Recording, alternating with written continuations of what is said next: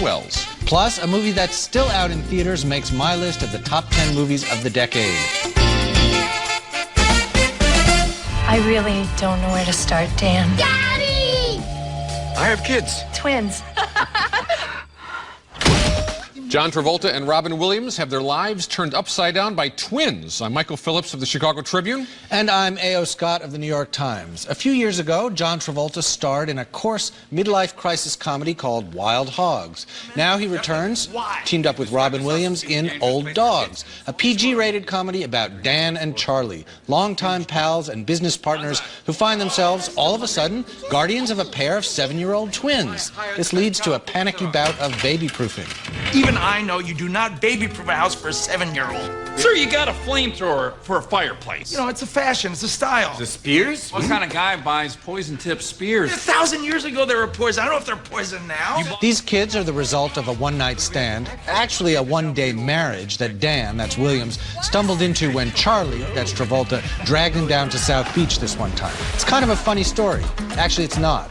And not much in the movie is either. Unless you like to watch elderly dogs urinate, middle-aged movie stars overact wildly, and Seth Green get hit in the groin by a golf ball.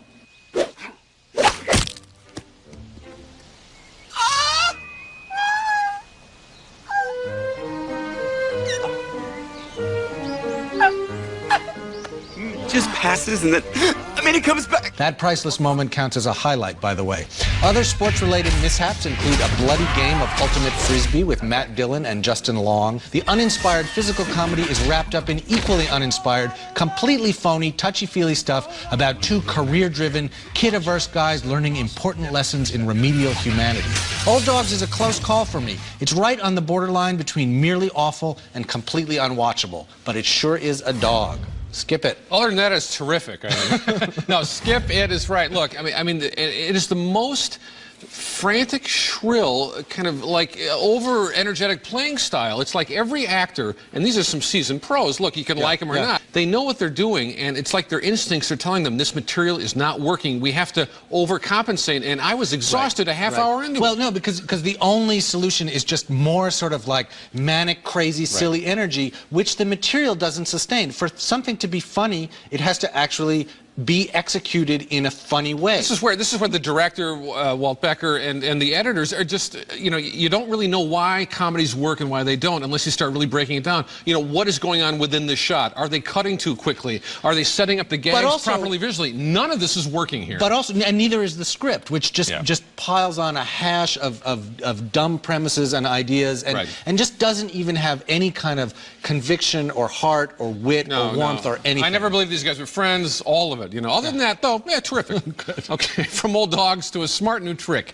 The Richard Linklater film Me and Orson Welles imagines a fictional starstruck teenager in 1937 stumbling into a dream come true, a small part in the real-life Broadway production of Julius Caesar, directed by the young but already infamous Orson Welles. You play the ukulele. Mr. Welles, you'd be hard-pressed to find someone who could play the ukulele better than me.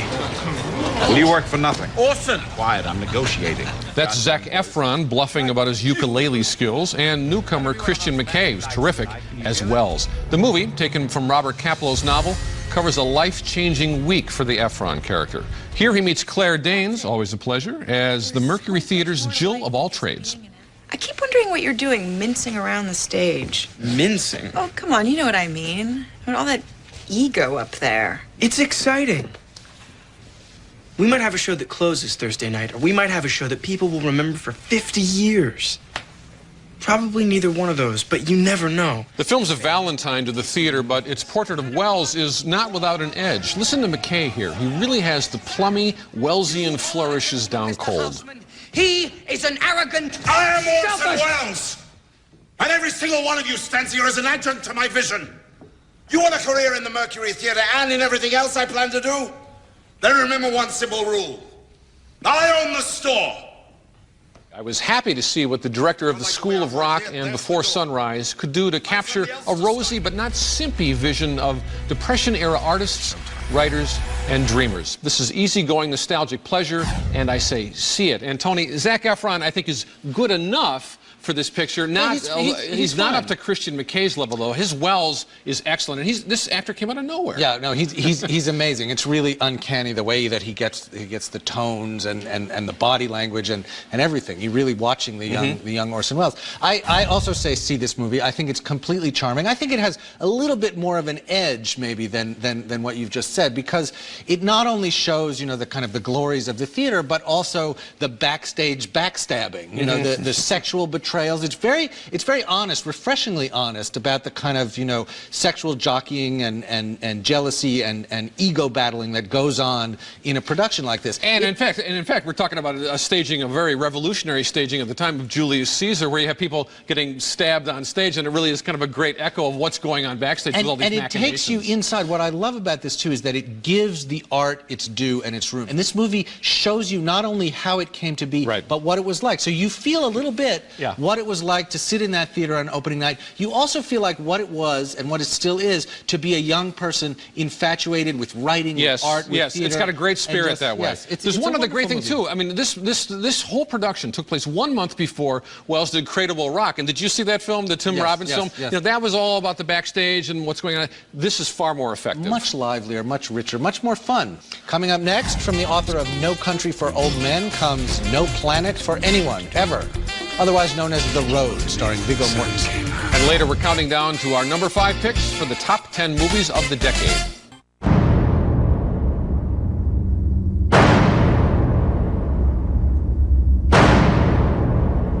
How many people do you think are still alive? In the world? Not very many. The Road is based on a spare, haunting book by Cormac McCarthy. It's about a father and a son making their way across a gray, blasted landscape, where they are among the few survivors of an apocalyptic event that has laid waste to civilization. The father, played by Viggo Mortensen, remembers a happier time when shaving supplies were plentiful and he was married to Charlize Theron.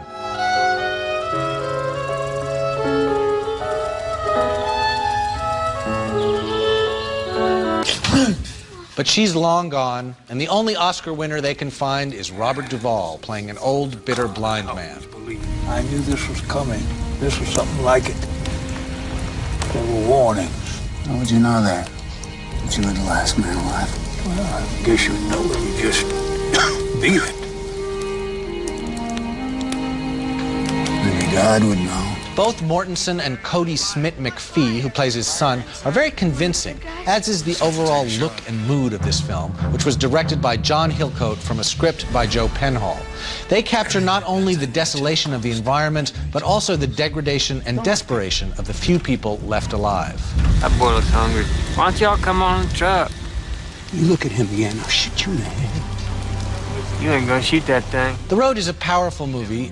It may sound strange, but I sometimes thought it wasn't quite bleak enough. It hits a few tinny, sentimental notes. Still, I admire the craft and conviction of this film, and I was impressed enough by its look and by the performances to recommend that you see it. Yeah, it's a rent it for me, Tony. I think Viggo Mortensen makes it worth seeing on the small screen. I do think, though, that this adaptation, especially the way it's directed by Hillcoat, it's faithful to the letter of the novel, but not the spirit. I just feel like it's got throughout, and it really comes out in the end, but throughout, you just sort of get that sense that they're finding every way they can to make it easier on the audience, given how stark and desolate the atmosphere is. Behind the camera, cinematically, this story kind of periodically stalls and really kind of dies. It just doesn't feel like I think it actually flows very well. I mean, this is about these people sort of making their way from place to place, not knowing what's going to happen next. It needs to move a little bit slowly. It needs to wander because they're wandering. And also, look, this is a piece of, you know,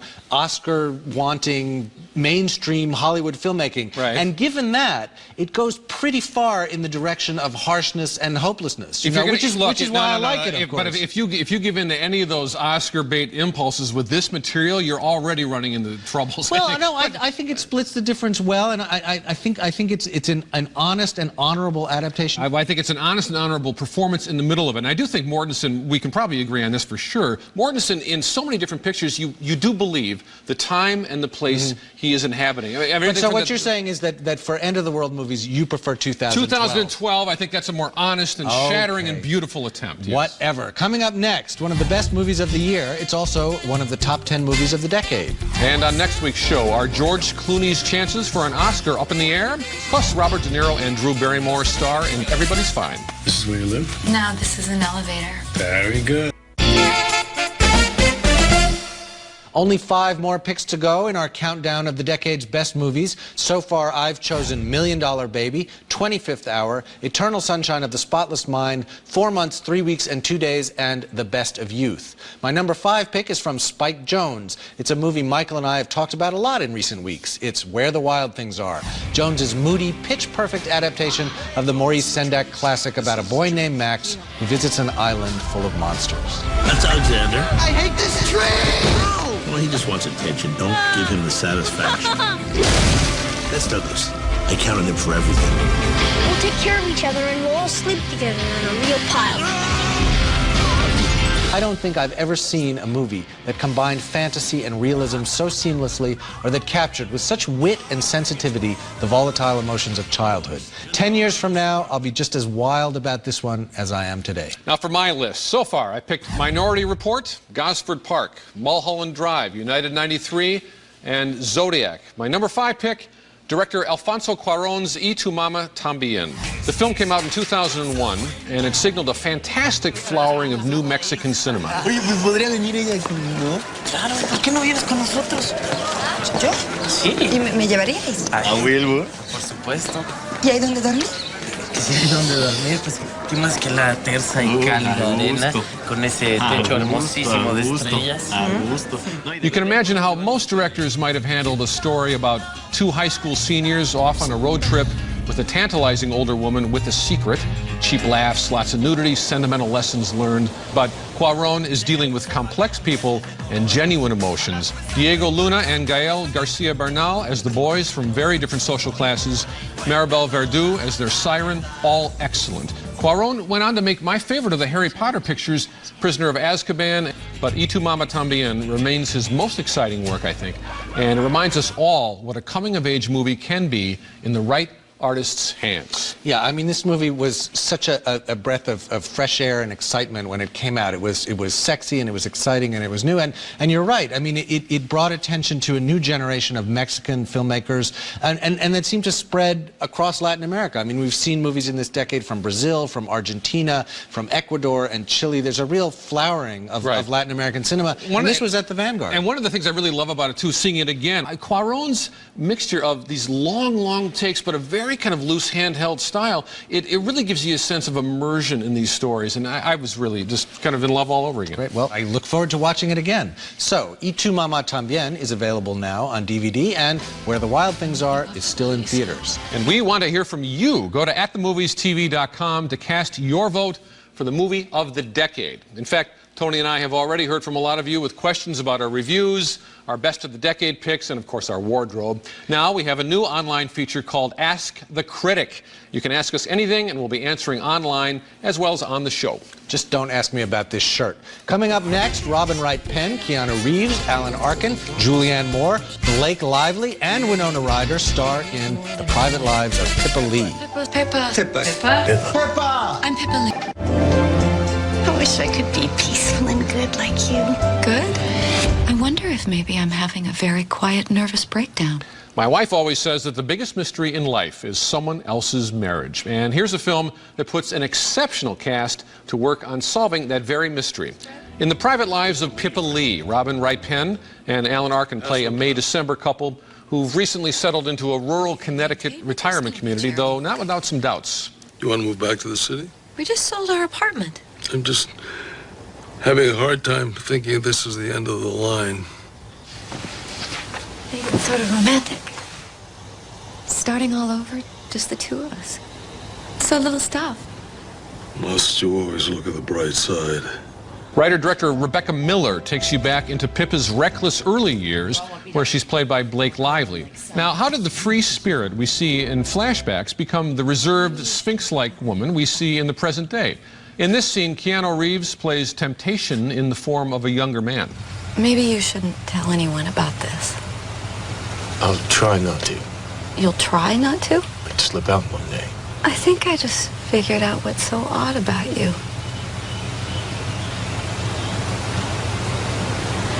You can't lie, can you? The marriages we see in Pippa Lee are never what they seem. The movie nearly blows it by piling on the melodramatic plot developments toward the end, but Miller is working with an intriguing mixture of tones, a little funny, a little sad, and it's worthwhile just for the way Wright Penn manages to activate a reactive character. She's very good, and she makes it worth seeing. I think she makes it worth renting. This is based on a novel that Rebecca Miller wrote, and I don't think it's quite made the transition from page to screen. I felt very much at a distance from the character's life. Now, partly, of course, Pippa Lee is distanced from her own life, but I never felt like this movie brought me into its reality. I was interested in the characters and situations, but I was not absorbed. No, it's better than that. I think the actors more than carry it, and I think again, until the end, last half hour, not great, but I think there's something going on here that does feel novelistic, but it feels to me a little like real life. But I also felt, well, some of it was a little too on the nose to be real life. I mean, the whole thing that happens with the Maria Bello mom character, the whole way that Pippa Lee enters into her future husband's life seemed just a little bit too studied, makes it worth renting, as I say. Now, if you're looking for a sensitive, subtle, well-acted drama, like The Private Lives of Pippa Lee, say, then our next movie, Ninja Assassin, probably isn't for you. But if you're looking for a bloody, fast-moving, action-packed revenge thriller, well, I'm afraid this movie won't do the trick either. It stars the South Korean pop star Rain as a young man named Raizo. He spent his whole life training to be a killer ninja. You must see with the mother in your eyes.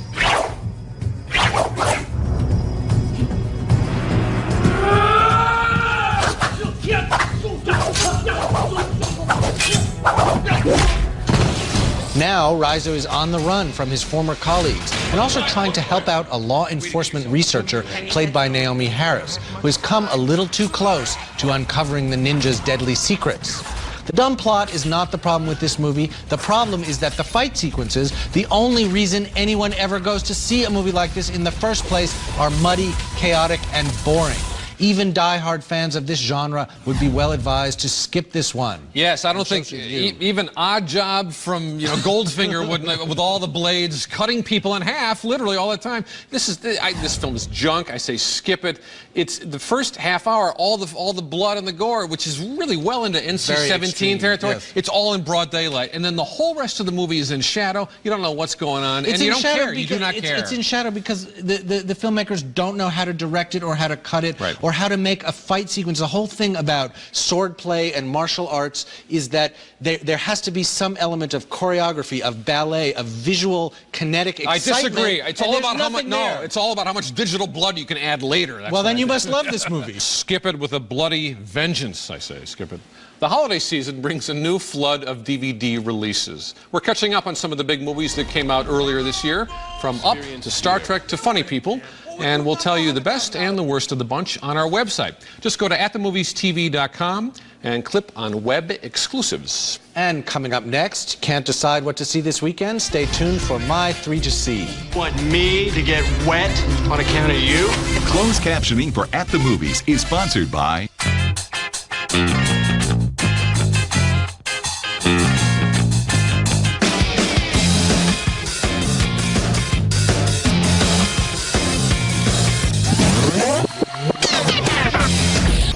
Hotel provided by Park Hyatt Chicago, Chicago's award-winning hotel and luxury dining experience, located in the heart of Chicago's Magnificent Mile on Water Tower Square. My 3 to See this week feature heroes who are mad, bad, and dangerous to know, as well as being a lot of fun to watch. Number 3 is Me and Orson Welles. Christian McKay as Welles heads a fine cast, giving lessons in fine acting and shabby showbiz ethics.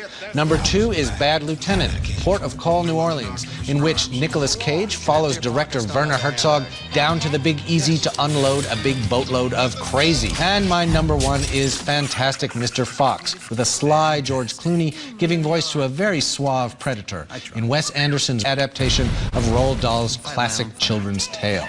That's it for now. Go to atthemoviestv.com or twitter.com/atthemoviestv. to give us your picks for the best movie of the decade. We'll leave you with a recap of this week's show. Join us next week when we'll continue to count down the top 10 movies of the decade. Plus, we'll review Jake Gyllenhaal and Natalie Portman in Brothers and George Clooney in Up in the Air. Until then, we'll be at the movies.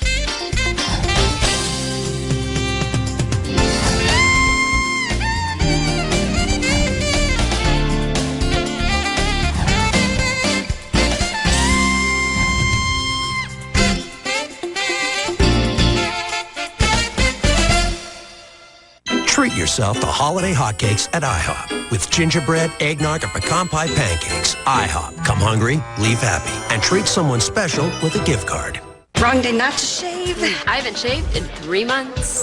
It's the new killer app. New Silk & Sense Appeal. See the light at silken.com and see unwanted hair disappear. In my busy kitchen, I want nothing but the best. Eggland's best. In my kitchen, I love Eggland's Best. That's why they're the only eggs I make for my son, the chef. Eggland's Best, the better egg. From Jennifer, a sweeping chaise sectional at the unheard of price. Now just $3.99 with luxurious styling and so affordable. $3.99 from Jennifer.